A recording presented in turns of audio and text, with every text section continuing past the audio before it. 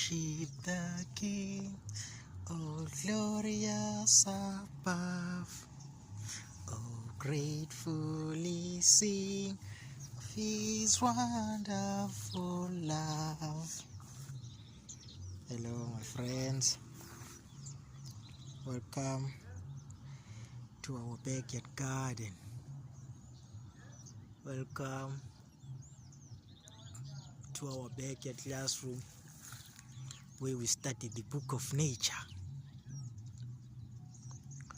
Welcome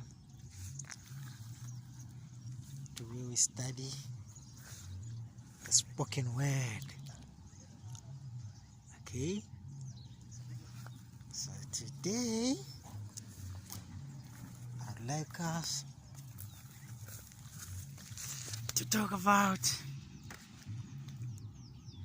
the praying mantis. Okay, there is an insect, flying insect called the praying mantis. Okay, it is said to be deadly. Okay, it is carnivorous. Okay, more especially the females. They usually eat the males. Okay, so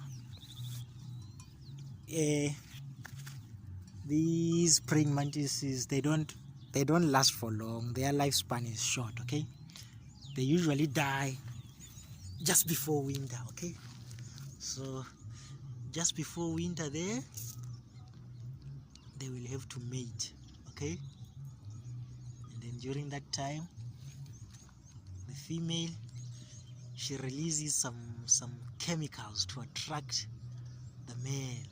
Okay, and then the male will be attracted to the chemicals and she will go to the female. Okay, yes, in order to mate with her. Okay, and produce offsprings. Okay, she does that in order to reproduce. Okay, to perpetuate her species. Okay, so when the male gets there,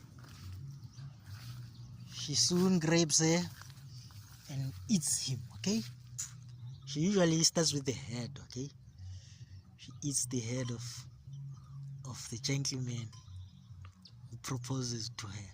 Okay, she is carnivorous. Okay, it is said that the chances of passing on the offspring is higher when the male praying mantis allows himself to be eaten. Okay, while she's mating. Okay, if she tries to get away, her chances of reproducing, they are non-existent. Okay, they are very few. Okay, but why, friends? Why does a praying mantis have such a story to tell? Why does the female consume the body of his husband in order to reproduce? Huh? Why? Where is it pointing us to? And who is it pointing us to? Okay? Where is the signature of God in this tragic story of the praying mantis who devours her beloved? Huh? Where is the good news in this beautiful story of the church? Okay, which depends and partakes of the flesh of his husband, okay, his bride, in order to reproduce. Okay, that's the gospel.